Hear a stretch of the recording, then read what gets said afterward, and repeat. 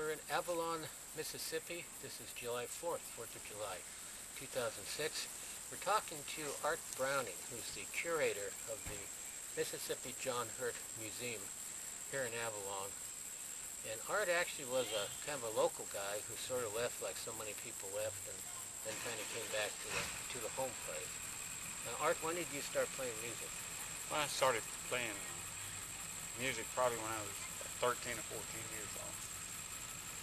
You started in on guitar? On guitar, on electric, and played electric guitar. That must have been, what, back in the rockabilly age? That was in the rockabilly age. Yeah. Probably 57, 58, somewhere along there. And that was what, Chuck Berry and Buddy Holly and stuff like that? Roy Orbison. Oh, jeez. And Johnny Cash and all those guys. I don't know, Elvis and all of them. Jerry Lee Lewis. So you started on electric guitar? On electric guitar, yeah. Okay, and playing rhythm and lead? I played rhythm and lead with a little local band. And that was around Avalon? Well, it was around Carrollton and Greenwood, and Clarksdale, and Yazoo City, and just locally more or less. Remember the names of some of your bands? Well, I played with Mac Allen Smith and the Flames, and he's still around and still playing music.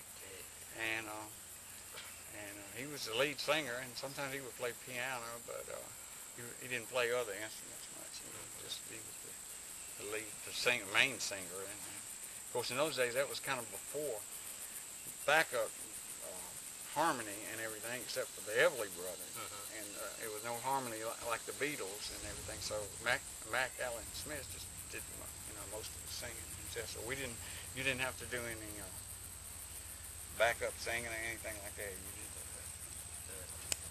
And then you kind of moved away for a long time, I right? moved away, and I was gone for 22 or 30 years, or something like that.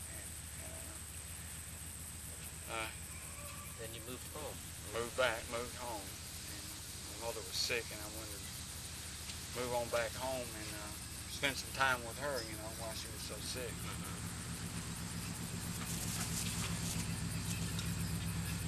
So how did you get involved with the John Hurt Museum? Well, I've always been a John Hurt fan, and when I was like in high school, I played some with John Hurt's son, Man Hurt, and I was just very much a Mississippi John Hurt fan. So one day, this friend of mine from Florida was up, and he was going to make some pictures, and the flash wouldn't work on his camera. So he was taking pictures, and it was dark. It had gotten dark, and I said, well, I've got some pictures at home that I made back in the 60s. You can just have those pictures, and I'll come back tomorrow morning and make some pictures of the museum from my personal album, for keepsake and everything. So I went back up the next morning, and Mississippi John Hurt's house was gone. And I said, well, where in the world, what happened to Mississippi John Hurt's house?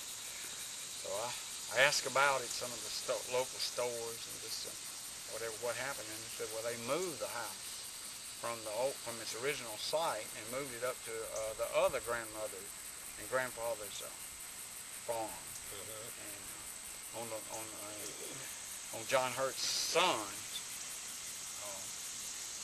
wife's property. So I came up here just to see it sitting there and to make some pictures of it. And I did, and then that's where I met Mary. And she said, I introduced myself, and I said, do you need some help? And she just stared at me like, are you kidding? I said, well, when are you going to open this museum? And she said, tomorrow. And I said, well, what do you have to go in the museum? She said, just what you see, that picture in that little rocking chair there. And I said, well, come on and get in the truck with me, and we'll go down to my house and get all the stuff that I've collected, which is not very much, but that'll be a start for the museum, and we'll have something in the museum for tomorrow for the dedication of the Mississippi John Hurt Museum. So we did. We went down there, and I said, I'll come back and help you mop the floors and clean the place up a lot and everything. If you swear, you won't tell anybody that I know how to mop. So she laughed about that, and she was glad to get my help, and I was glad to help her too, because I had felt like I had very much a dog in that race of helping to preserve a man's music that was just dear to me, and very unusual music, and very well put together. For someone who never taken any music lesson, I had a very limited access to other types of music. So I got started helping Mary with the museum, and of course it's pretty easy to become Mary's friend, because she's such a easygoing lady, and she's also hilarious at times, and she has feelings, so she's sad at times, and so that's the same type of person I am in a lot of ways. So we just hit it off real well, and we had a lot of the same goals together for them. We had different ideas, but they came together to have what we have today. And so I was so very happy to be a part of starting and being in on the starting and the beginning of the festivals and the starting of the Mississippi John Hurt Museum and Foundation. So then you've been the curator for what, the past 3 years or so? About the past 4 years, 4 years, I would say. Yeah. Now, one of the things that always fascinates people is how John Hurt wasn't really one of the Delta bluesmen. He lived here in Avalon, which is north of the Delta, and then he lived here in kind of the hill country, and yet he come up with his own style of guitar. How do you imagine he ever did that? I can't imagine, but I cannot imagine really what he thought about it or how he came up with it. But I think that he was influenced by his neighbors, who were people from the mountains of North Carolina, South Carolina, and Virginia, and everywhere, and what we first called a long time ago hillbilly music, and then it became later bluegrass, and it was called all sorts of things, and still is. There was no country music way back before John's time. It was not, the music was not even labeled, I guess, But I call it mountain music. Yeah.